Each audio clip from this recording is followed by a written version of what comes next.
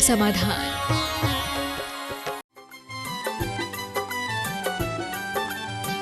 इस कार्यक्रम के पुण्यार्चक हैं श्री चंद्रसेन विनोद कुमार जैन, रामपुर वाले, VKJ projects private limited, Dehradun.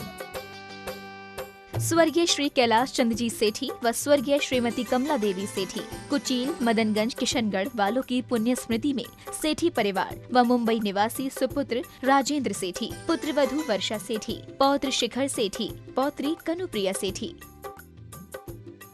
Shri Pradeep Jain, Shrimati Amita Jain, Itanagar, Arunachal Pradesh, पुत्र केतन जैन, पुत्री Chalshi Jain, MS Raj steel, MS Raj tiles and sanitary, MS Raj electrical, nearest gate के पास, जिला पप्पुमपारे, निर्जुली, अरुणाचल प्रदेश।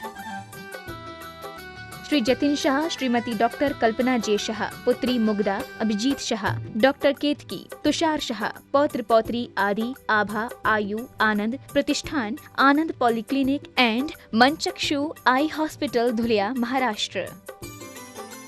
मुजफ्फरनगर, उत्तर प्रदेश। श्री RP जैन, श्रीमती ममता जैन।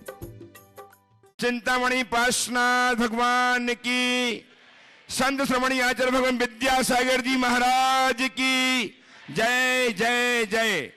परम पूज्य प्रमाणिक संत महामना मुनिराज प्रमासागर जी महाराज की, परम पूज्य प्रसाद सागर जी, अरह सागर जी महाराज की, परम पूज्य शैल सागर जी, निकलंक सागर जी महाराज की।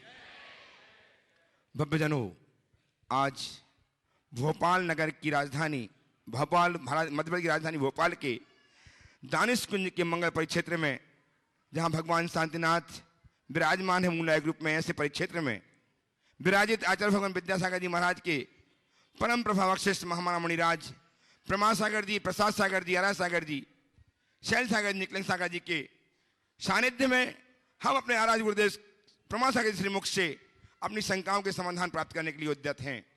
साथ ही तैयार हैं देश के वे सारे देश विदेश के वे सारे लोग जो निरंतर अपनी शंकाओं के समाधान प्राप्त करके जीवन को धन्य कर पा रहे हैं। मैं उन सबका तथा आपका इस समाज की ओर से वंदन अभिनंदन करता हुआ आचार्य भगवान विद्यासागर जी महाराज के परम प्रभाव शिष्य गुणातन प्रणेता महामना मुनिराज प्रमासागर जी से संबद्ध कर रहा हूं। मैं चाहता हूं कि गुरुदेव का आशीर्वाद हम पर बरसे, इसलिए मेरे साथ उच्चारें, नमोस्तु महर्षि, नमोस्तु महर्षि, नमोस्तु महर्षि। प्रथम प्रश्न के लिए उपस्थित हों श्रीमान सत्यन जी जैन, मंडला वाले, दानिश कुंज, भोपाल। शिक्षा करें और तैयार रहें श्रीमती अरुणा जी सिंघई, दानिश कुंज, भोपाल। अरुणा जी सिंह तैयार रहें। हेलो, बोलिए। आचार्य गुरुवर विद्यासागर जी सरोवर के पंचवालती मुनि महाराजों को मेरा कोटिशा नमोस्तु नमोस्तु नमोस्तु।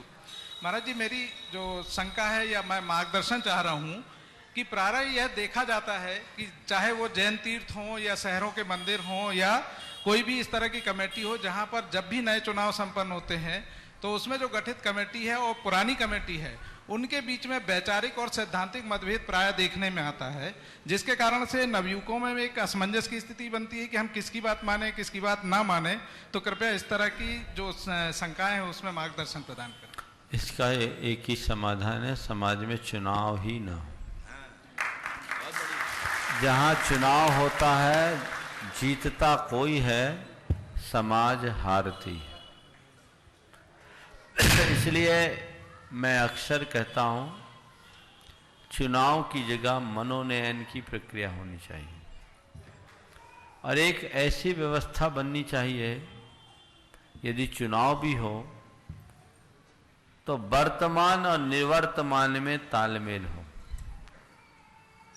एक ऐसी प्रक्रिया बन जाए कि वर्तमान अध्यक्ष हो जाए तो निर्वर्तमान को उसका संरक्षक बना दिया जाए, आपस में मिलजुल करके काम करे, तो ये बहुत बड़ा काम हो सकता है। लेकिन अब हमारी समाज में समाज नीति की जगह राजनीति हावी हो गई। पहले हमारे समाज में चुनाव की परंपरा ही नहीं होती थी, एक व्यक्ति को लोग मुखिया बना देते थे, उसके पीछे पूरी समाज नतमस्तक रहती थी, उसे अपना आदर्श मान करके चलती थी। लेकिन अब सबकी अपनी महत्वाकांक्षाएं बढ़ने लगी। हर कोई समाज का मुखिया बनना चाहता है और समाज के पद को लोग अपने स्टेटस का आधार भी बना लेते हैं और कुछ अर्थों में उसमें स्टेटस दिखता भी है। तो इस तरह की स्थितियां दिनों दिन बनती हैं। कायदे से देखा जाए तो समाज के पद के लिए किसी को खड़े होने की नौबत नहीं आनी चाहिए। क्यों? यहाँ तो हमें लगाना है, त्यागना, पाना थोड़ी। चुनाव में खड़े हो तो राजनीति में हो, कहीं जीतो तो कुछ कमाओ भी, कुछ पाओ भी। यहाँ तो केवल लगाना है। लेकिन फिर भी लोकतंत्र का युग है। मैं ये कहूँ कि चुनाव ही ना हो, प्रतिबंधित हो जाए, तो शायद ये आज के समय में व्यवहारिक नहीं है। लेकिन इसकी विकृतियों से बचा जा सकता है। एक सुझाव मैं देता हूं, निर्वाचन की प्रक्रिया को परिवर्तित करा जाए। हर समाज में, जैसे मान लीजिए आपके इस मंदिर से 200 परिवार जुड़े हैं, तो हर व्यक्ति के हाथ में 200 व्यक्तियों के नाम की लिस्ट दे दी जाए और उनसे कह दिया जाए कि एक व्यक्ति के नाम पर आप अपना सही का चिन्ह लगा दो, जिसे आप अध्यक्ष के रूप में पसंद करना चाहते हो। जिस व्यक्ति को सबसे ज्यादा लोग पसंद करें उसे अध्यक्ष बना दिया जाए और वो अपनी टीम बना ले। इसमें किसी तरह की लॉबिंग नहीं होगी, दलबंदियां नहीं होगी, कोई उम्मीदवार नहीं होगा, कोई प्रत्याशी नहीं होगा। ये बहुत अच्छी प्रक्रिया है और हर घर से एक, कई संस्थाओं में, हमने तो कई संस्थाओं में ऐसा करा है, जिसमें एक नाम पर आपको निशान लगाना है और बड़ा व्यवहारिक है। और इसमें लोकतंत्र की प्रक्रिया भी पूरी हो जाएगी और उसके जो दुष्परिणाम हो उससे भी बचा जा सकता है। छोटी समाजों में ये बहुत सहजता से, जहाँ 100-200 परिवार जुड़े हैं, उनमें तो ये बहुत आसानी से हो सकता है। जहाँ हजारों हजार घर हैं वहाँ थोड़ी कठिनाई है, मुझे समझ में आता है। लेकिन छोटी समाजों में ये काम करके एक अच्छा उदाहरण प्रस्तुत किया जा सकता है। बोलिए। उपस्थित श्रीमती अरुणा जी सिंघई, दानिश कुंज भोपाल। तैयार रहे हैं श्रीमान अंकित जैन, फ्लोरिडा, अमेरिका से। मंच पर विराजमान पंच परमेष्ठी मुनि महाराज जी को मेरे बार बार नमोस्तु नमोस्तु नमोस्तु। महाराज जी, मेरा प्रश्न है, आजकल समाज की महिलाएं किटी पार्टी में बहुत रुचि लेती हैं। यह किटी पार्टी पहले घर में होती थी, अब बड़े बड़े होटलों में होने लगी है। इससे महाराज समाज के भविष्य को कोई खतरा तो नहीं है? इससे उपाय बताइए। इससे बड़ा और क्या खतरा होगा कि घर की मर्यादाएं बाहर जा रही हैं। देखिए, किटी पार्टी के कारण घर बिखर रहा है। बच्चों के प्रति माँ बाप को जितना ध्यान देना चाहिए वो नहीं दे पा रहे हैं। हमारे संस्कार नष्ट हो रहे हैं। महिलाओं में प्रगति हो, विकास हो, मैं इसका पक्षधर हूँ, लेकिन संस्कारों के साथ। अब एक एक महिला 5-5 किटी पार्टी अटेंड करती है, ज़्यादा भी होंगे। हर किटी के अलग अलग खर्चे अलग। वो किटी में ही घूमते रहती हैं तो फिर परिवार में समय कहाँ मिलता। पिताजी व्यापार में, माँ किटी पार्टी में, बच्चे कहाँ। ये बहुत गंभीर बात है, इस पर विचार करना चाहिए। बोलिए। उपस्थित श्रीमान अंकित जैन, फ्लोरिडा, अमेरिका से। तैयार हैं श्रीमती आशिमा अमन जी जैन, दानिश कुंज भोपाल। मैं ऑरलैंडो, फ्लोरिडा से आए हैं सब परिवार। और एक प्रश्न था, हम लोग नियमित रूप से अभिषेक और भक्तांबर पाठ और बच्चों को जैन पाठशाला का अवसर मिल रहा है वहाँ पे, पर जस्ट पता करना था कि हम लोग जैनेतर बंधुओं में अगर जैन धर्म का प्रचार करना चाहें और कुछ स्वाध्याय करवाना चाहें तो क्या कर सकते हैं? कुछ मार्गदर्शन दीजिए। बहुत बहुत प्रसन्नता है। फ्लोरिडा जैसे शहर में रहकर जो 7 समुद्र पार है यूएस में, और आप नियमित अभिषेक, पूजन और भक्तांबर का पाठ कर रहे हैं। भारतवासियों को सोचना चाहिए, प्रेरणा लेना चाहिए। एक प्रोफेशनल व्यक्ति है, निश्चित रूप से किसी मल्टीनेशनल कंपनी या ऑर्गेनाइजेशन से जुड़े हुए होंगे, है ना? जॉब करते हो, अपना बिजनेस है? जॉब करते हैं। और इतना समय वहां समय की प्रतिबद्धता है, उसके बाद भी धर्म के लिए समय निकाल रहे हैं, यह बहुत प्रशंसनीय है। और मेरा इस कार्य के लिए तुम्हें और तुम्हारे साथ जितने लोग लगे हैं सभी को आशीर्वाद। और आप लोगों के लिए एक बहुत बड़ा प्रश्न चिन्ह है जिस पर आपको विचार करना चाहिए। ये वे लोग हैं जिन्हें मुनियों के रोज प्रवचन सीधे नहीं मिलते, जिन्हें गुरुओं का दर्शन रोज नहीं मिलता, लेकिन फिर भी इनकी चर्या में मुनि और गुरु दिखते हैं। आप आगे बैठ करके रोज सुनते हैं। आप कहाँ हो, आपको सोचना चाहिए। दूसरी बात आपने पूछा है वहाँ के रहने वाले जैनेतरों को जैन धर्म के विषय में हम कैसे बताएं। उन्हें जैन धर्म की आधारभूत बातें बड़े साइंटिफिकली बताएं, जैन जीवन शैली के बारे में बताएं, हमारा आहार विहार, हमारे विचार, हमारे खान पान की शुद्धि और सात्विकता, हमारी लाइफस्टाइल कैसी है और उसका हमारे ऊपर क्या इम्पैक्ट होता है। अगर ये बातें हम उन सबको बताएंगे तो वो बहुत अच्छे से अपनी तरफ आकर्षित होंगे और जैन धर्म को अपनाने के लिए उत्साहित भी होंगे। हमें ये बताना चाहिए। हम लोग प्राय जैन धर्म के बारे में बताते हैं तो जैन मुनि की कठोर चर्या के विषय में बताते हैं तो उनको लगता है ये जैन धर्म तो बड़ा कठोर है, इम्प्रैक्टिकल है। हमें ये सब बातें नहीं बताना। हमें ये बताना है कि जैन धर्म की आधारभूत बातें कितनी अच्छी है। हमारे लिए खान पान में संयम रखना, शुद्ध जल पीना, शुद्ध भोजन करना, दिन में भोजन करना, नीति पूर्वक काम करना, कमिटमेंट को पूरी तरह से पालना, अनावश्यक झूठ नहीं बोलना, किसी का वायलेंस नहीं करना, किसी प्रकार का वायलेंस नहीं करना, चोरी नहीं करना, हमारे लिए एक्स्ट्रा मैरिटोरियल अफेयर्स से बच के रहना और पैसे के प्रति बहुत ज़्यादा लगाव नहीं रखना, लिमिट में रखना, ये लोगों के लिए बहुत प्रभावी है। हर व्यक्ति इस चीज को समझेगा कि नहीं, ये हमारे जीवन के लिए बहुत जरूरी तत्व है। जैन धर्म का असली रूप यही है। आप लोग या तो मुनियों की चर्या के बारे में बता दोगे या कहोगे पूजा करो, पाठ करो, नमोकार जपो। ये तो ऊपर के रिचुअल्स है। पहले उसे हम जैनिज्म के वास्तविक स्वरूप से अवगत कराएं। इस तरीके से जैन धर्म की बातें आप जन जन तक पहुंचाओ तो मुझे पूरा विश्वास है कि जैन धर्म जन धर्म बन सकता है, हर कोई इसे अपना सकता। उपस्थित हो श्रीमती आशिमा अमन दानिश कुंज और इनके पश्चात तैयार रहेंगे बाल ब्रह्मचारी भैया अभय जी आदित्य अपनी बात रखने के लिए।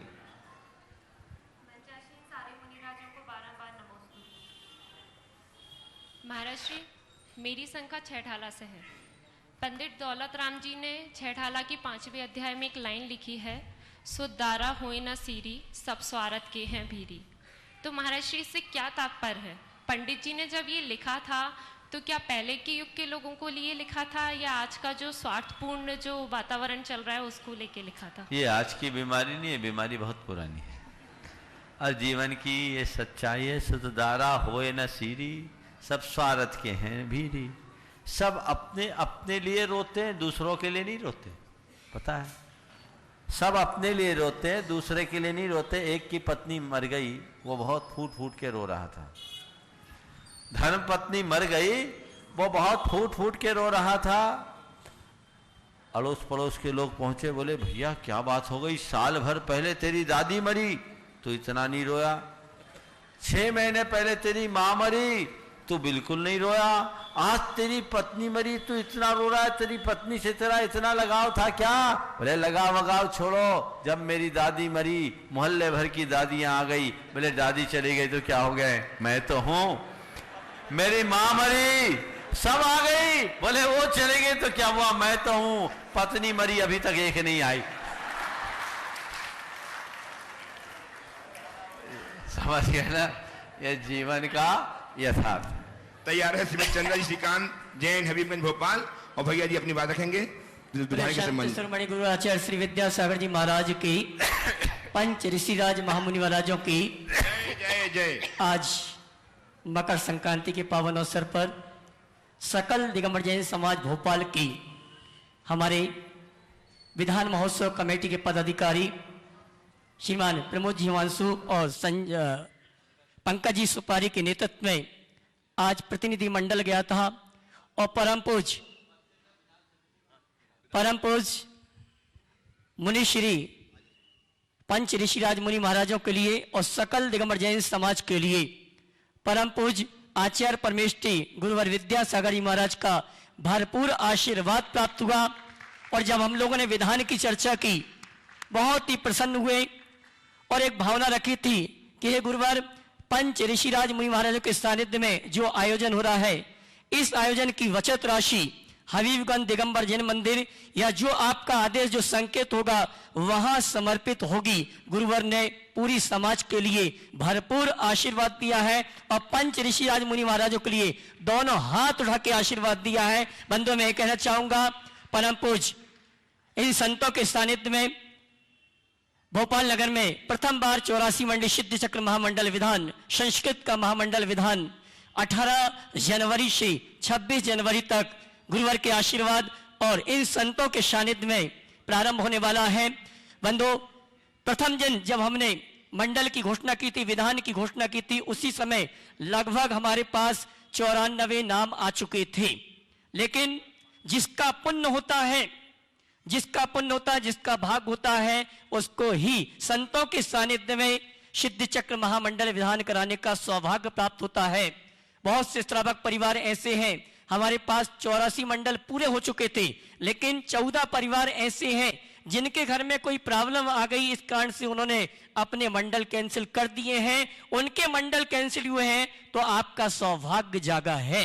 अगर आप चाहते हैं अपने परिवार के साथ संतों के सानिध्य में इस महामंडल विधान का लाभ लेना चाहते हैं, जीवन में एक बार सिद्ध चक्र महामंडल विधान करके सिद्ध भगवंतों की आराधना करने का सौभाग्य प्राप्त करना चाहते हैं, तो 14 मंडल जो हमारे कैंसिल हुए हैं उन मंडलों में आप अपने नाम लिखाकर अपने मंडल को आरक्षित करा सकते हैं।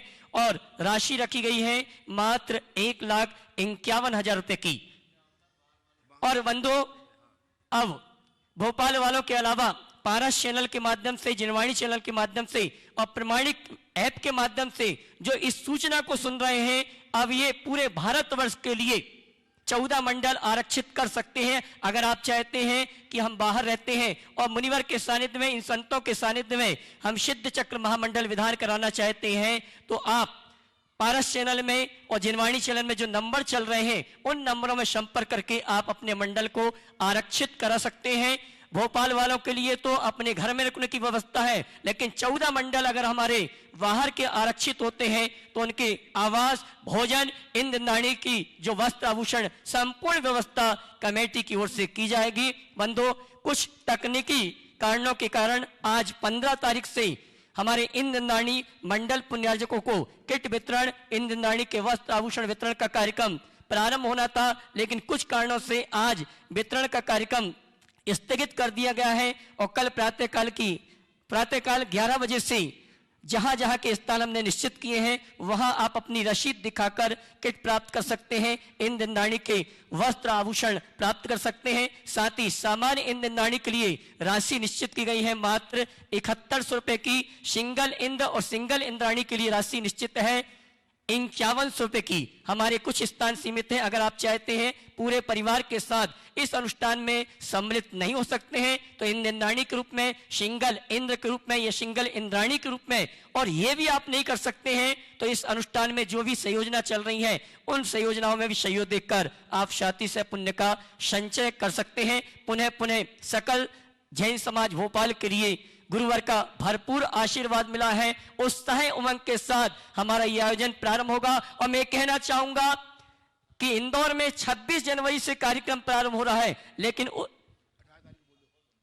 हाँ जी बंधु मैं कहना चाहूंगा 18 जनवरी से 26 जनवरी तक ये कार्यक्रम होगा। 26 जनवरी को यहां पर कार्यक्रम समापन होगा और इंदौर में आचार्य श्री के सानिध्य में 10 मंदिर के पंचकाल प्रतिष्ठा महोत्सव का कार्यक्रम 26 जनवरी से 1 फरवरी तक संपन्न होगा। और बसंत पंचमी 30 तारीख को आ रही है। आज कुछ सूचनाएं ऐसी लग रही है कि बसंत पंचमी को शायद कुछ वहां पर और अतिशय हो सकता है। क्या होने वाला है हम नहीं जानते हैं, गुरुवर जानते हैं और कोई नहीं जानता है, क्योंकि गुरुवर को बसंत पंचमी तिथि बहुत प्रिय है। आज विनय भैया ने कहा था कि बसंत पंचमी को तब कल्याणक है और तब कल्याणक में हो सकता है गुरुवर के हाथों से और कुछ भी हो जाए। तो बनो पुनः आपसे कहना चाहूंगा 18 तारीख को हमारा ये आयोजन प्रारंभ होगा 17 तारीख की शाम को, जैसी मुझे जानकारी मिली है। हाँ जी, 18 तारीख को श्री जी की शोभा यात्रा, घट यात्रा जवाहर चौक दिगंबर जैन मंदिर से दोपहर में ठीक 12:30 बजे से प्रारंभ होगी। एक साथ 91 पालकियां इस जवाहर चौक मंदिर से निकाली जाएंगी और नगर के मुख्य मार्गों से होते हुए पांडाल में पहुंचेंगी। वहां ध्वजारोहण, पांडाल उद्घाटन, मंडप शुद्धि, परम पूज ऋषिराज मुनि महाराजों के मंगल प्रवचन होंगे और अन्य व्यवस्थाएं होंगी। इसके अलावा 18 तारीख से 26 तारीख के प्रवचन, शंका समाधान का कार्यक्रम उसी पांडाल, उसी विधान स्थल पर संपन्न होंगे। पुनः बाहर के नगरों के लिए, पूरे भारतवर्ष के लिए सूचना है, 14 मंडल कुछ कारणों से हमारे परिवार ने कैंसिल कर दिए। अगर आप चाहते हैं कि यह मंडल अपने परिवार के साथ इस अनुष्ठान में सम्मिलित होना चाहते हैं तो पारस चैनल, जिनवाणी चैनल में जो नंबर चल रहे हैं उन नंबरों में संपर्क करके आप अपने मंडलों को आरक्षित करा सकते हैं। उपस्थित हैं श्रीमती चंद्रा जी, श्रीकांत जी, हबीबगंज भोपाल। एक मिनट भाई, कुछ बोलना है पंकज, बोलो। बंधुओं, आज सुबह गुरुवर के चरणों की वंदना करने का अवसर मिला और गुरुवर की प्रसन्नता और गुरुवर का दोनों हाथों से आशीर्वाद मध्य प्रदेश की राजधानी को मिला। मैंने तो भावुक होकर यही कहा, गुरुवर भोपाल पास है, गुरुवर भोपाल पधारो। पर गुरुवर तो अपनी बात को ऐसे कह देते हैं, पर अपनी भावना है कि हम चाहेंगे कि गुरुवर का सानिध्य भी भोपाल में मिले।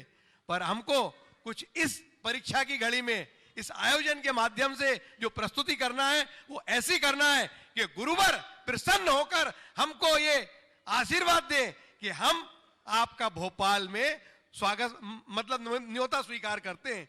और बंधुओं, सामान्य इंद्राणी बनने के लिए आप जो संख्या है, अधिक से अधिक लोग भाग दें, अपना नाम लिखवाएं। दिनेश जी हमारे मौजूद हैं यहाँ, जिनके पास रसीद कट्टा है। और वो देखिए, बहुत सारी बातें हो गई आयोजन की, कुछ बात मैं बोलना चाहूँगा।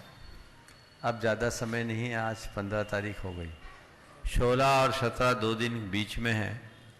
18 तारीख को इस महाअनुष्ठान की भव्य शुरुआत होने जा रही है। आप सबसे मैं ये कहूँगा, 18 तारीख को आप भोपाल के इतिहास के अनूठे दिन के रूप में सुनिश्चित कर लीजिए। भोपाल नगरी के इतिहास में पहली बार 91 तीर्थंकर भगवंतों का श्री विहार होगा। ये अपने आप में एक अनोखा दृश्य होगा। आप सबसे मैं ये कहना चाहूँगा कि उस दिन हालांकि वो वर्किंग दिन है, शनिवार है, पर मैं कहूँगा अपना सारा कार्य रोक कर उस कार्यक्रम में आपको सम्मिलित होना है। बच्चे भी अपने स्कूल को भूल जाए और इस कार्यक्रम में सम्मिलित हो जाओ, तुम्हारा सारा शनिचर उतर जाएगा।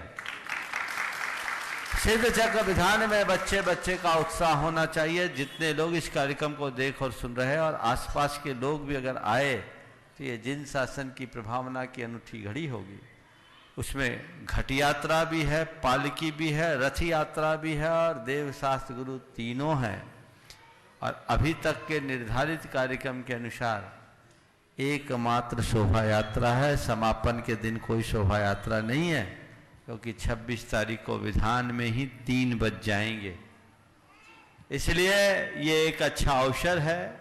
अभी से आप सब लोगों को सूचनाएं अपने अपने माध्यम से देने लगे, पहुंचाएं और एक ऐसा वातावरण बनाएं जो पूरे देश में एक मिसाल बने, पूरे देश की दृष्टि इस कार्यक्रम के ऊपर केंद्रित हो। इसी के साथ जैसा अभी बताया गया, कई लोग नाम भी लिखा देते हैं, इन मौके पे पीछे रहना पड़ता है, और कई ऐसे होते जो चाहते हैं पर उनको अंतराय आ जाता है। मुझे बताया गया कि शुरुआत में 94 नाम आ गए, लेकिन अभी तक 70 ने ही कन्फर्म किया है। ये एक लोगों के साथ गड़बड़ हो जाता है, उससे कई लोग वंचित हो जाते हैं। जिस समय नाम यहाँ घोषित किए जा रहे थे, इतने लोग थे उत्साहित, वे सब बेचारे वंचित हो गए। आगे से मैं आप सबसे कहना चाहूँगा कि अभी भी नाम दो तो कमिटमेंट को पूरा करो। जो लोग नाम दे के पीछे हट रहे हैं, वे उन सब के लिए अंतराय डाल रहे हैं जो उनके कारण से लाभान्वित नहीं हो पाए। धार्मिक कार्यों में जब भी हो तो सोच समझ करके नाम देना चाहिए, और नाम दो तो कभी पीछे मत आओ। हाँ, शोर सूतक लग गई, एक व्यवस्था अलग है। कुछ की शोर सूतक लगी, लेकिन 14 की शोर सूतक नहीं लगी, 5-7 की लगी। तो ये व्यवस्थाएं आप सबको देखना है। अब ये अवसर है और इसीलिए मैंने कहा, पहले बाहर के बहुत नाम आ रहे थे, मैंने रोक दिया था कि भोपाल वालों को ही लाभ मिले। अभी भी भोपाल तक ये सूचना जाएगी। कल तक तो ये बोला जा रहा था सारे नाम हो गए, लेकिन अब वास्तविक स्थिति है। तो जिनको जीवन में सिद्ध चक्र महामंडल का लाभ लेना है, ये अनूठा मौका आपको मिल रहा है, आप लाभ लीजिए। 2 दिन का समय शेष है, कल तक आप अपना स्थान सुनिश्चित कर दीजिए। और मैं कमेटी से कहूँगा, जिसका नाम पहले आ जाए उसे पहले स्वीकार कर लीजिए और उत्साह के साथ इस विधान को संपन्न करिए। विधान की ऐतिहासिक सफलता होगी, इसमें कोई संशय नहीं। और आज गुरुदेव का आशीर्वाद भी यहाँ की समिति ने ब्रह्मचारी जी के नेतृत्व में ले लिया है। आप सब उसका पूरा लाभ लें। बोलिए आगे। उपस्थित हो श्रीमती चंद्रा श्रीकांत जी जैन हबीबगंज भोपाल से, और तैयार रहे श्रीमान प्रवीण जी जैन ठमी वाले भोपाल। श्रीमान प्रवीण जी जैन ठमी वाले भोपाल से उपस्थित हो। तैयार है श्रीमती क्रांति जी जैन मंदाकिनी भोपाल।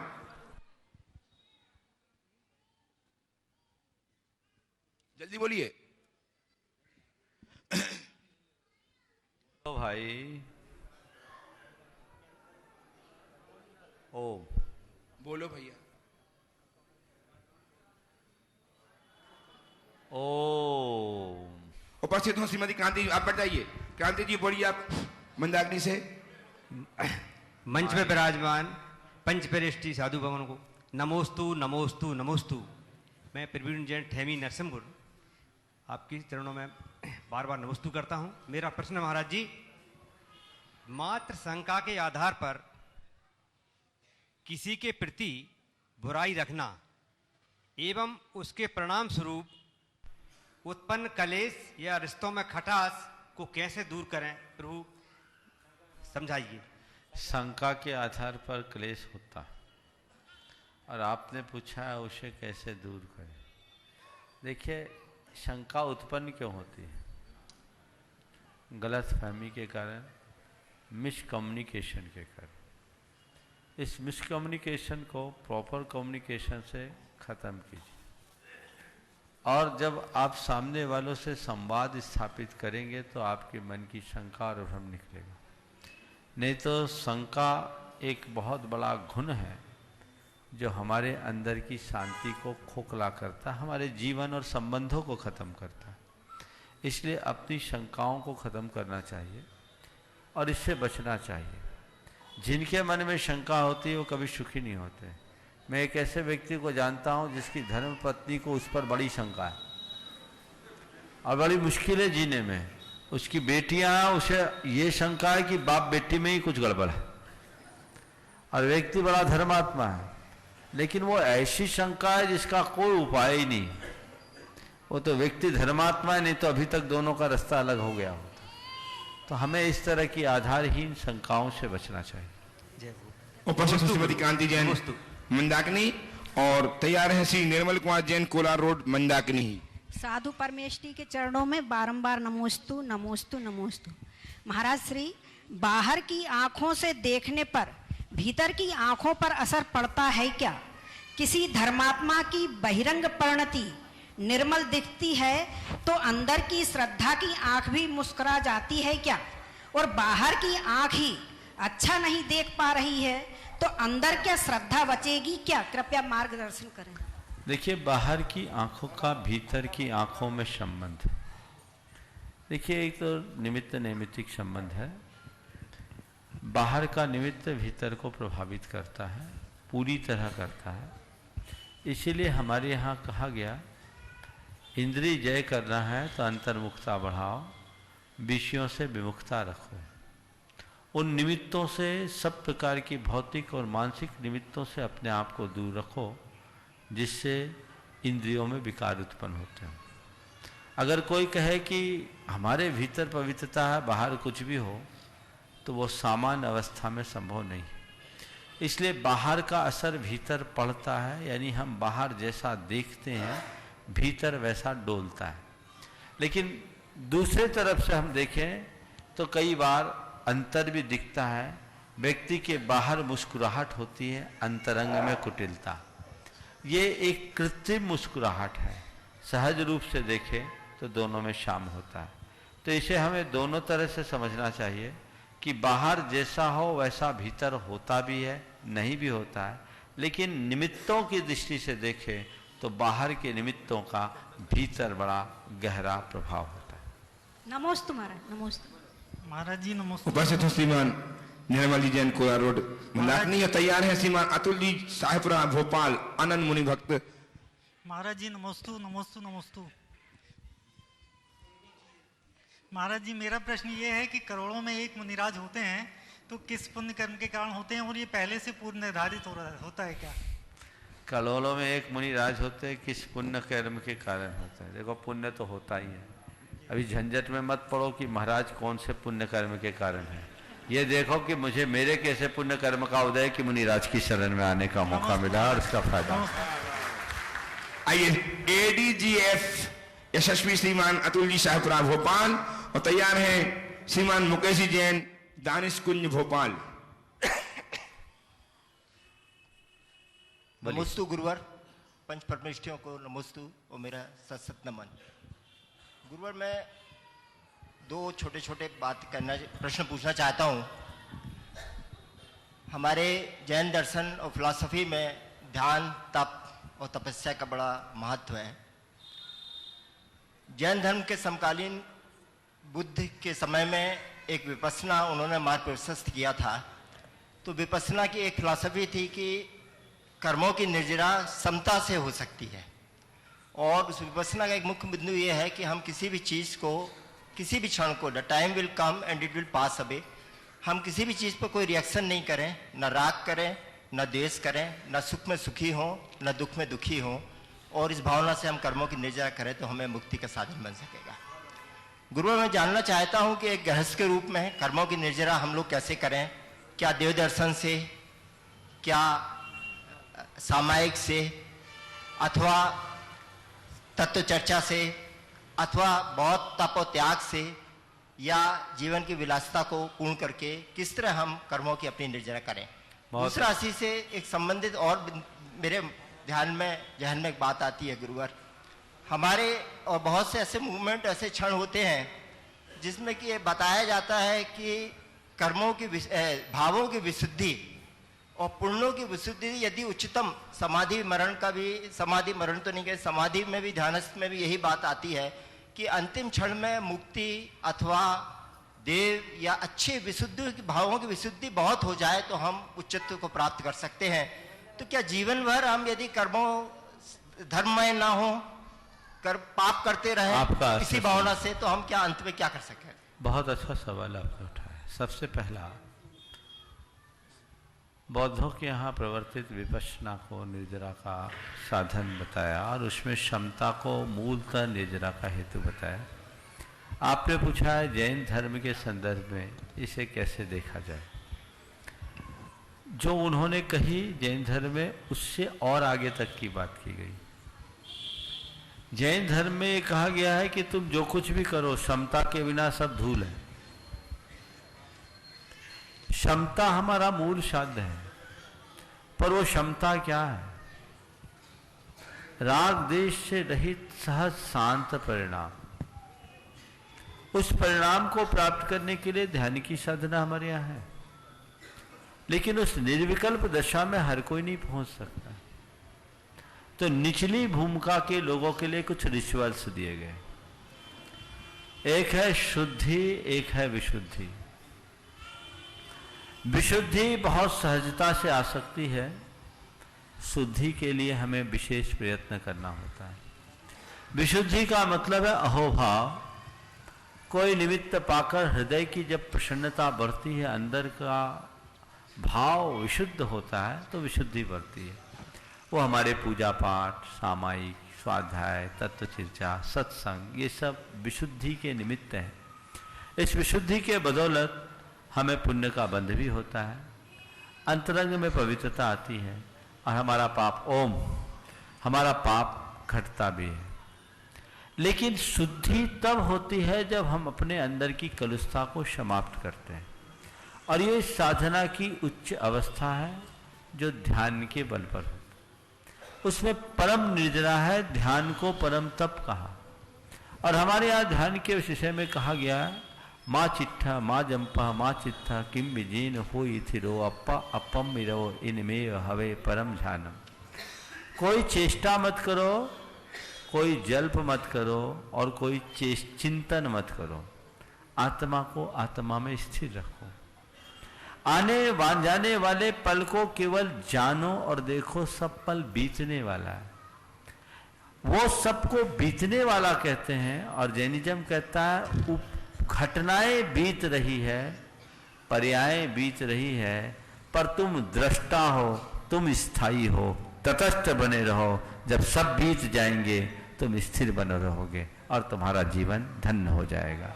तो यही हमारे साधना का मूल है, इसके बदौलत ही हम अपने जीवन को आगे बढ़ा सकते। आइए मुकेश जैन भोपाल से। ओम ओम, हाँ बोलिए। त्रैवार चरणों में नमोस्तु नमोस्तु। महाराज जी, मैं मुकेश जैन, दानिश कुंज, चंदेरी निवासी। महाराज जी, एक शंका है कि जब जीव तप करने के बाद, केवल ज्ञान प्राप्ति के बाद अरहंत अवस्था को प्राप्त करता है, उसके बाद जबकि चरम अवस्था होती सिद्ध अवस्था, तो अरहंत अवस्था से सिद्ध अवस्था के जाने में क्या प्रक्रिया है और कितना समय लगता है? अरहंत अवस्था से सिद्ध अवस्था में जाने की प्रक्रिया ठीक वैसी ही है जैसे किसी आजीवन कारावास प्राप्त कैदी को कोर्ट सजा मुक्त कर देता है। नमोस्तु। सुनो पूरी बात, अभी बात हुई नहीं, नमोस्तु कर दिया, समझे?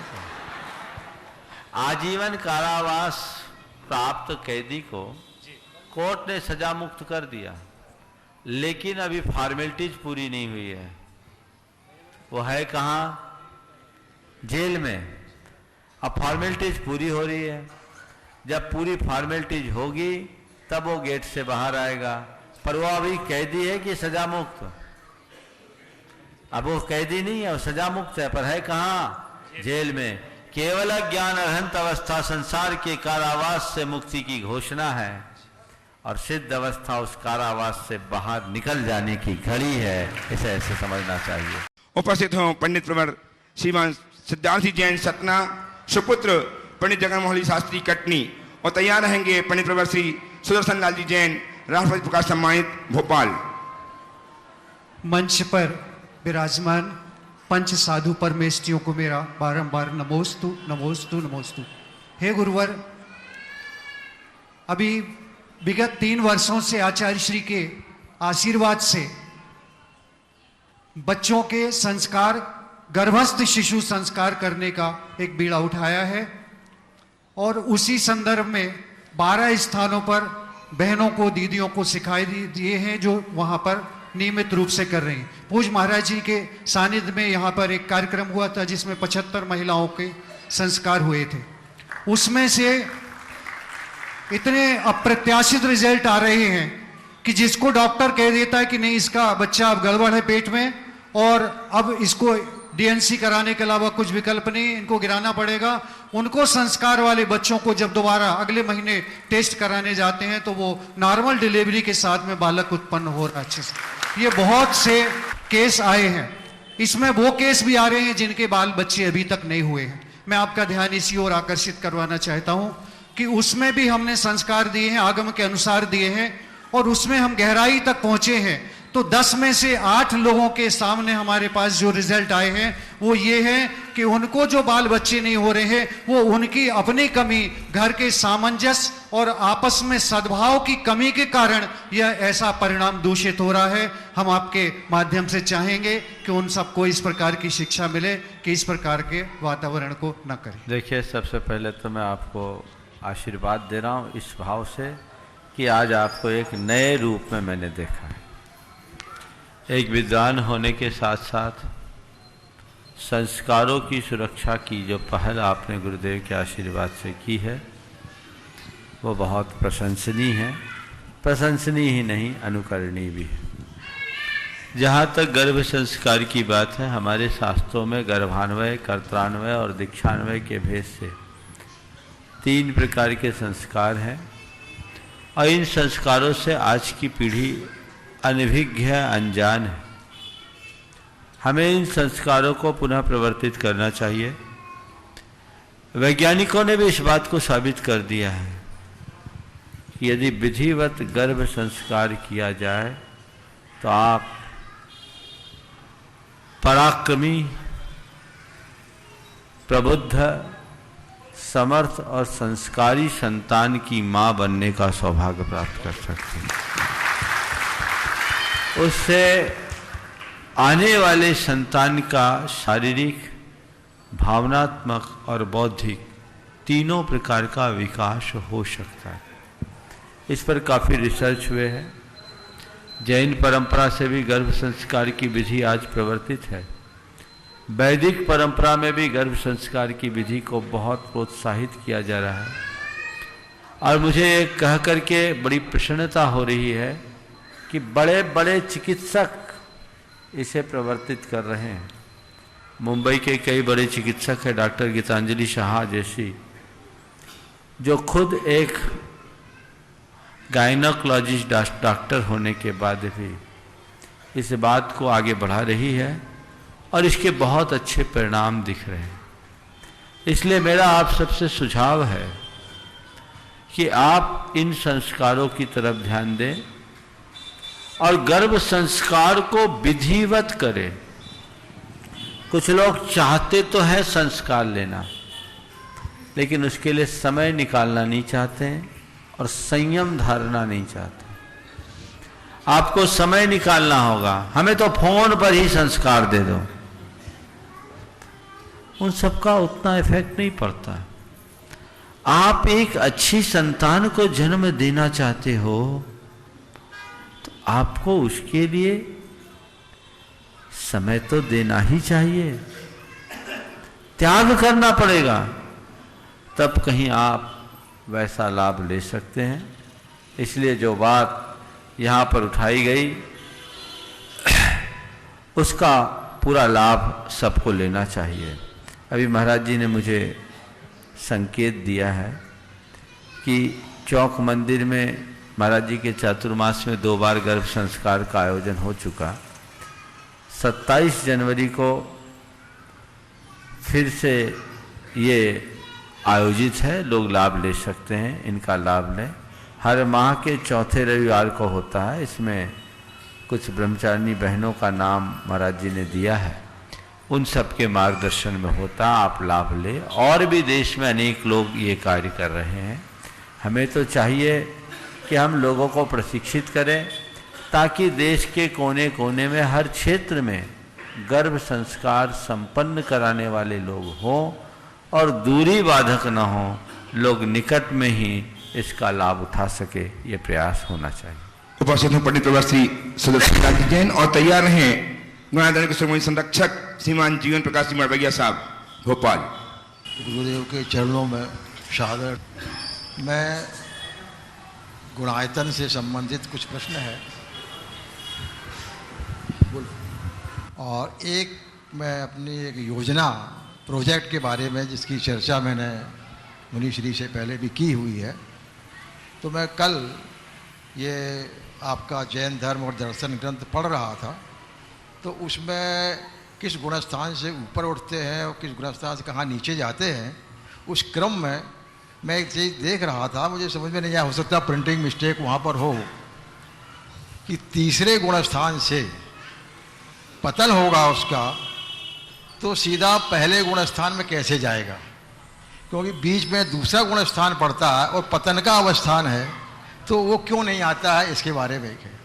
और इसी तरह से 1-2 बातें और हैं गुणस्थान के आरोहण और अवरोहण के संदर्भ में, तो महाराज जी उस बात को एक तो स्पष्ट कर देंगे हमारे लिए। दूसरी बात एक ये है, और भी है इस तरह की बातें, कि ये जो मैं प्रोजेक्ट की बात जो मैं कर रहा हूँ वो बहुत बड़ी एक योजना है कि आज जैन धर्म को वैज्ञानिक तो माना जाता है, पर विज्ञान की दृष्टि से उसका अध्ययन नहीं हो रहा। मेरा कहना ये है कि एक ऐसा संस्थान बनाया जाए अभी, जिसमें कि साइंस के जो मैथमेटिक्स के आदमी हो, आपके फिजिक्स के हो, केमिस्ट्री के हो, बायोलॉजी के भी हो, उनको भी बुलाया जाए एक एक करके। हमारे जैन दर्शन के जो ज्ञाता है विद्वान, वही केमिस्ट्री का अथवा एनाटॉमी का, ये सब विषयों के जो ज्ञाता है हमारे जैन दर्शन के, उनको और उनके साथ में बैठ करके जो तत्व का चिंतन हो। क्योंकि हम दिक्कत क्या है कि हमारे व्यक्ति लोग साइंस को नहीं जानते हैं और साइंस वाले हमारे सिद्धांत को नहीं जानते हैं। तो अगर इन दोनों को मिला करके बैठ करके चिंतन करके किया जाएगा, और हमारे यहाँ पर जो उसमें जो है एक हमारा जो इंस्ट्रूमेंट वगैरह आपके जो है वो वहाँ पर रहे, ताकि हम उसको प्रैक्टिकल भी वहाँ पर करके देख सकें। तो विशेष करके आकाश मंडल के बारे में तो एक बड़ी भारी चीज़ हमारे सामने आ जाएगी। तब जो लोग नहीं मानते हैं वो सब भी इसके पंडित जी ने जो पहला सवाल किया, गुणस्थानों के आरोह अवरोह के क्रम के संदर्भ की बात, ये थोड़ा सैद्धांतिक विषय है। इसे विस्तार से मैं बताऊंगा तो बहुत समय लग जाएगा। लेकिन एक बात कहता हूं, जिन्हें गुणस्थानों के बारे में अत्यंत सरलता से जानना है, प्रामाणिक ऐप में हमारे 2 व्याख्यान हैं, लगभग 40-50 कितने 50 व्याख्यान है। जानिए जैन धर्म का मर्म, इसी नाम से है ना, जानिए जैन धर्म का मर्म, उस नाम से 50 व्याख्यान हैं। उन व्याख्यानों को अगर आप सुनेंगे तो 50 दिन में पूरे जैन धर्म की मास्टरी प्राप्त कर लेंगे। उसमें 2 व्याख्यान हैं केवल गुणस्थान के विषय में, जिसे सुन लेंगे तो गुणस्थान आपके लिए सहज गम्य होगा। सबसे बड़ी बात, जैसा अभी पंडित जी ने सवाल किया कि तीसरे से जाएगा पहले में, तो दूसरे से तो होके ही जाएगा। हमें अपनी अवधारणा बदलनी है। गुणस्थान का मतलब न तो सीढ़ी है न ही स्टेज है। गुणस्थान हमारी आत्मा की अवस्था है, जिसे अलग अलग दर्जा दिया गया। जिस जीव के जैसे परिणाम होते हैं उस घड़ी में उसे वैसी संज्ञा दी जाती है। संक्षेप में मैं बता रहा हूं, जैसे एक हमारी पूर्ण अबोध अज्ञान की अवस्था है, जिसे बोलते हैं मिथ्या दृष्टि, और एक अवस्था होती है जो ज्ञान और सच्ची श्रद्धा की, उसको बोलते हैं सम्यक दृष्टि। तो मिथ्या दृष्टि को सबसे निचले पायदान में रखा और सम्यक दृष्टि को ऊपर के पायदान में। लेकिन मिथ्या दृष्टि और सम्यक दृष्टि के बीच में भी कुछ ऐसी कंडीशन बनती है, कभी कभी ऐसी अवस्था आती है जब इस जीव में एक साथ दोनों भाव होते हैं, मिथ्या दृष्टि की भी और सम्यक दृष्टि की भी। तो उसे पहले में रख नहीं सकते हैं क्योंकि वो मिथ्या दृष्टि नहीं है, चौथे में रख नहीं सकते हैं क्योंकि मिथ्या दृष्टि भी है और सम्यक दृष्टि भी है, तो उसको तीसरे स्थान पर रखा। और कभी कभी ऐसी स्थिति आती है कि हमारे अंदर का मिथ्या दर्शन तो दबा रह जाता है, लेकिन कसाई के आवेग में सम्यक दर्शन छूट जाता है। वो एक ऐसी अवस्था है जिसमें ना मिथ्या दृष्टि है ना सम्यक दृष्टि, तो उसको दूसरे नंबर पर रखा।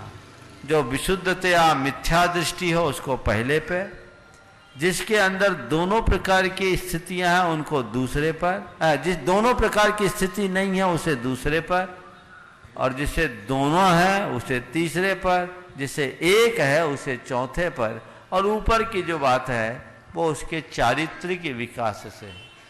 तो जैसे कर्म के उदय आते, जैसे भाव आते, उसे वो नाम दे दिया जाता है। ये कोई आने जाने और चढ़ने उतरने की बात नहीं है, ये आत्मा की अलग अलग परिणतियां हैं, अवस्थाएं हैं, उसे समझना चाहिए। और आप सबको मैं ये बताऊंगा कि जिस दिन गुणायतन बन जाएगा, बच्चे बच्चे के लिए बात आम हो जाएगी। और जिस प्रोजेक्ट के बारे में आपने बात की है, आपका सुझाव स्वागत योग्य है, इस पर विचार करना चाहिए। उपस्थित हो श्रीमान ब्रह्म प्रकाश जी मड़वैया के पिताश्री जीवन प्रकाश जी मड़वैया साहब, श्रीमती सक्षक गुणायतन, और तैयार रहे प्रोफेसर इंजीनियर अनिल जी जैन, दानिश कुंज भोपाल। गुरुदेव नमोस्तु नमोस्तु नमोस्तु। मेरा निवेदन है, कहा जाता है जहाँ सुमत तहाँ संपत्ति नाना, जहाँ कुमति वहाँ विपत्ति निधाना। मेरा निवेदन ये है कि जिस देश में, जिस समाज में या जिस व्यक्ति में विरोध, अंतर विरोध हो, क्या वो प्रगति कर सकता है? देखिए, विरोध अंतर विरोध हो तो क्या वो प्रगति कर सकता है? विरोध अंतर विरोध हमारी प्रगति में बाधा तो बनते हैं, लेकिन यदि व्यक्ति के अंदर दृढ़ता और जज्बा हो तो तमाम विरोधों और अंतर विरोधों के बाद भी अपनी प्रगति कर सकता है। आप नदी को देखिए, नदी अपने उद्गम स्थल से सागर तक की यात्रा में निकलती है तो उसे कितना संघर्ष करना पड़ता है, कितनी घाटियों को पार करते हुए जाती है, लेकिन सतत चलते चलते चट्टान को फोड़ते हुए नदी चल जाती है और आगे बढ़ती है। मैं आप सबसे कहूंगा कि आप चलो और आपके साथ कोई विरोध न करे, ये संभव नहीं है। अंतर विरोध न हो, ये भी संभव नहीं है।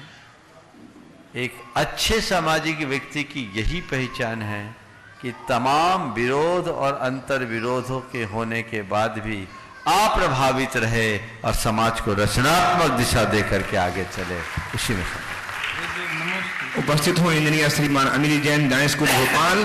तैयार हैं डॉक्टर मनीषा जी जैन, पंकज भोपाल। सभी गुरुवरों को नमस्तु नमस्तु नमस्तु। महाराज जी, मोक्ष प्राप्ति के लिए कर्मों की निर्जरा एकमात्र साधन बताया गया है, तो मैं इंजीनियर होने के नाते गणित की भाषा में पूछना चाहूँगा, यदि पुण्य को प्लस माने और पाप को माइनस माने, तो जैसे गणित में -3 + 2 = -1 होता है, तो क्या कर्मों का लेखा जोखा अपन सोचे कि आज हम किस स्टेटस पे हैं, हमको कितनी निर्जरा करना पड़ेगी मोक्ष प्राप्ति के लिए? पुण्य को प्लस और पाप को माइनस मानकर हम अगर चलेंगे तो आपका गणित चल जाएगा, लेकिन आत्मा का गणित नहीं चलेगा। मोक्ष चाहने के लिए पुण्य और पाप दोनों को माइनस करना पड़ता है, समझ गए? यहाँ 1 नहीं चाहिए, यहाँ 0 चाहिए, समझ गए? जी महाराज। तो दोनों को खत्म करो। यदि तुम पुण्य को इष्ट मान करके चलोगे तो मुक्ति नहीं मिलेगी। पुण्य और पाप से ऊपर होने के बाद ही मुक्ति मिलती है। इसलिए ये गणित संसार का है और हमारा पारमार्थिक गणित सबसे ऊपर उठ जाने का। उपस्थित हैं डॉक्टर मनीषा जी जैन, पंकज भोपाल से। तैयार हैं प्रोफेसर महेंद्र सिंघई भोपाल। मुनिश्री के चरणों में त्रिबार नमोस्तु। मुनिवर, जैन समाज में अधिकांशतः लोग बड़े ही सात्विक, धार्मिक एवं शाकाहार से परिपूर्ण जीवन जीते हैं, फिर वे असाध्य रोग से पीड़ित क्यों हो जाते हैं? इस प्रकार बच्चों के मन में संशय उत्पन्न होता है और वे शाकाहार से विमुख हो रहे हैं और एक प्रश्न चिन्ह खड़ा हो गया है कि उनको क्या जवाब दें। देखिए, ये बहुत गंभीर सवाल उठाया आपने। वर्तमान में हमारी जो गंभीर असाध्य बीमारियां हैं उनकी वजह आज के भोजन में मिला हुआ जहर है। आज जितने भी साग सब्जियां और फल आप खा रहे हैं सब में पेस्टिसाइड और इंसेक्टिसाइड का अंधाधुंध प्रयोग हो रहा है। इसी प्रकार जो अनाज आप खा रहे हैं रासायनिक खादों और कीटनाशकों से भरा पड़ा है। तो रोज जहर खाएंगे तो सुरक्षित कहाँ रह पाएंगे? एक तो हाइब्रिड बीज और उसके साथ जहर का छिड़काव ये कैंसर जैसी महामारी का कारण बन रहा। कैंसर दिनों दिन अब बड़ी विकराल रूप लेते जा रहे हैं। मुझे लगता है आने वाले दिनों में महामारी ना बन जाए। पानी भी शुद्ध नहीं, अनाज भी शुद्ध नहीं और हवा भी शुद्ध नहीं, तो हम स्वस्थ कैसे रहेंगे? मेरे पास डॉक्टर पीएन जैन कैंसर के एक बहुत बड़े डॉक्टर हैं, टाटा मेमोरियल में अक्सर आते हैं। एक 2.5 साल का बच्चा कोलकाता में मैं जब था, बड़ा मासूम बच्चा था, उसको ब्लड कैंसर था। मैंने पूछा डॉक्टर साहब इस बच्चे को कैंसर कैसे हो गया? इसका तो कोई खान पान गड़बड़ नहीं और जेनेटिक हिस्ट्री भी इनके परिवार में 5 पीढ़ियों तक किसी की नहीं है, न इसके नाना के परिवार में, न इसके दादा के परिवार में। फिर कैसे हो गया? बोला महाराज अब कंसेप्ट बदल गया, अब खाने पीने से ही कैंसर नहीं होता, हम रोज जहर खा रहे हैं, माँ के दूध में भी डीटीटी का परसेंटेज आ गया है और कीटनाशकों के प्रयोग का दुष्प्रभाव यह हो रहा है, कीटों का तो रेजिस्टेंस बढ़ रहा है, तो हर बार कंपनियां और तेज छिड़काव करने के लिए बोलती है। और कुछ कंपनियों की चाल है, जो कीटनाशक आपको देते हैं उससे एक कीड़ा तो मर जाता है और कुछ ऐसे जर्म्स होते हैं कि दूसरे प्रकट हो जाते हैं, ऐसा भी मैंने सुना है, ताकि उनके पेस्टिसाइड ज्यादा बिके। और इंसेक्टिसाइड उससे ज्यादा खतरनाक। तो फिर बचने का उपाय क्या है? उन्होंने 2 उपाय बताया। मैंने कई बार इस मंच से बोला है, अवेयरनेस होना चाहिए, इसलिए समय समय पर यह मुद्दा उठे तो मुझे बोलने में कोई कठिनाई नहीं, ये तो रोज बोलने की बातें हैं। उन्होंने 2 उपाय बताया। पहला, ऑर्गेनिक खाना खाएं। आप अनाज, फल, सब्जी ऑर्गेनिक लें। अपने घर की छत पर अपना किचन गार्डन बनाएं। 400 स्क्वायर फुट की आपके पास जगह है तो घर के लायक सारी सब्जियां आप उगा सकते हैं। इंदौर में एक युवक है रूपेश जैन, वो पूरा प्लांट लगा करके देता है आपको। उसमें ड्रिप इरिगेशन की सुविधा, ऑटोमेटिक उसमें पानी आ जाता है। आप घर में नहीं भी रहें तो पेड़ नहीं सूखेंगे। आप अपने घर में शुद्ध सब्जियां उगाइए ताकि इससे बच जाइए। बाजार से ऑर्गेनिक अनाज और ऑर्गेनिक फल खरीद करके खाइए ताकि आपकी सेहत सुरक्षित रहे। और दूसरा, यदि ये पूरी तरह संभव नहीं है तो कम से कम अनाज को अच्छी तरीके से धोकर खाइए। पिसे पिसाए गेहूं का, आटे का प्रयोग मत कीजिए। सारे अनाज को, जो हमारे यहाँ पुरानी परिपाटी, धो करके खाएं। और सब्जियों के विषय में उन्होंने बताया कि जितनी भी सब्जियां आप लाते हैं, फल लाते हैं, उनको सबसे पहले एक कठौते में पानी डालकर चुटकी भर पोटेशियम परमैंगनेट डालिए, जैसे आप पोटास बोलते हैं। पानी लाल होगा और उसमें आप अपनी साग सब्जी जो भी लाए हैं 15-20 मिनट उसमें डाल दीजिए। फिर साफ पानी से धोकर, पोंछकर उसे वापरिए, अपने फ्रिज में रखिए। तो इससे काफ़ी कुछ अंशों में आपका बचाव हो सकता है, अन्यथा इस महामारी से बच नहीं सकते। हम पिछले 5 सालों से अनुभव कर रहे हैं, लगभग हर हफ्ते किसी न किसी व्यक्ति का समाचार आता है कि अमुक को कैंसर हो गया। हर हफ्ते, प्रायः हफ्ता में एक तो लगभग हो ही जाता है। वो तो वो लोग जो हम लोगों के संपर्क में हैं। तो फिर पूरे देश में क्या होगा? हाँ, महाराज कह रहे हैं गुरुदेव के पास तो दिन में 2 आते हैं। तो ये कहाँ जा रहे हैं लोग? तो इसके लिए बहुत समझना चाहिए, खान पान पर शुद्धि रखनी चाहिए, ऑर्गेनिक खाना को बढ़ावा देना चाहिए। और जो किसान हैं जिनके पास खेती है उन्हें भी चाहिए कि वे जहर की खेती बंद करें, पाप से बचें, संकल्प ले कि हम कीटनाशकों का प्रयोग किंचित भी नहीं करेंगे। खुद के खाने के लिए भी अच्छा अनाज उगाए, फसल अच्छी उगाए और लोगों को भी खिलाए। अभी जब मैं नेमावर से आ रहा था, 52 गजा से नेमावर आ रहा था, निमाड़ का वो बेल्ट बहुत अच्छा, वहाँ की उत्पादकता बहुत अच्छी है, नर्मदा की नहरें। तो कई प्रसंग ऐसे हुए जहाँ किसानों के घरों में रुकना हुआ। वो लोग देखो जानबूझकर घर के लिए भी जो सब्जी उगा रहे हैं, लौकी, उसमें पेस्टिसाइड का प्रयोग और खुद जहर खा रहे हैं। मैंने कहा तुम ही छिड़काव कर रहे हो, तुम ही खा रहे हो। कईयों की आंखें खुली, बोले महाराज आपने सही दिशा दी, बदलाव लाना होगा, एक क्रांति खड़ी करनी होगी, तभी हम देश की खुशहाली को बनाने में समर्थ हो सकेंगे, अन्यथा नहीं। मैं जी उपस्थित हैं प्रोफेसर श्री महेंद्र सिंघई भोपाल से अंतिम प्रश्न को लेकर। नमोस्तु गुरुवर। गुरुवर, कथनी और करनी में बहुत अंतर बढ़ रहा है, जिससे समाज में विकृतियां पैदा हो रही हैं। सत्य धर्म को हम 10 लक्षण पर्व में बड़े धूमधाम से पूजन करते हैं। 12 मेरी भावना में भी झूठ कभी नहीं कहा करें, ऐसा कहते हैं। किसी ने कहा है महाराज, सच हमेशा फैसला करवाता है, सच हमेशा फैसला करवाता है, लेकिन झूठ मनुष्यों के बीच फासले करवाता है। मुनिवर, फिर क्यों लोग बाग झूठ बोलते हैं, इससे हम कैसे बचें? लोग झूठ इसलिए बोलते हैं कि लोगों को फैसला कम, फासला ज़्यादा पसंद है। जिन्हें फैसला पसंद होता है वो सत्य के अनुयायी होते हैं, अनुगामी होते हैं, और जिन्हें फासला प्रिय होता है वो झूठ का आलम्बन लेते हैं।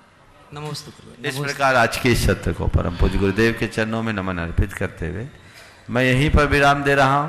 बोलिए परम पूज्य आचार्य गुरुवर श्री विद्यासागर जी महाराज की जय।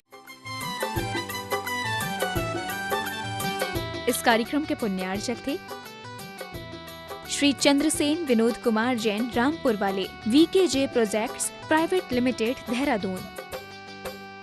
स्वर्गीय श्री कैलाश चंद्र जी सेठी व स्वर्गीय श्रीमती कमला देवी सेठी, कुचील, मदनगंज, किशनगढ़ वालों की पुण्य स्मृति में सेठी परिवार व मुंबई निवासी सुपुत्र राजेंद्र सेठी, पुत्र वधू वर्षा सेठी, पौत्र शिखर सेठी, पौत्री कनुप्रिया सेठी।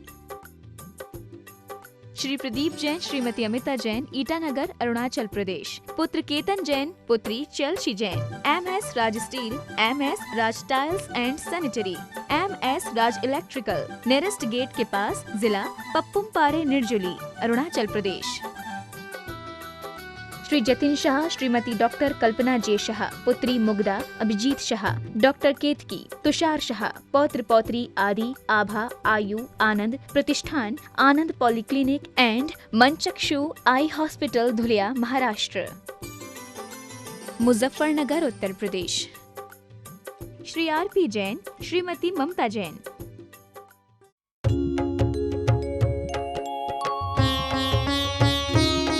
शंका समाधान।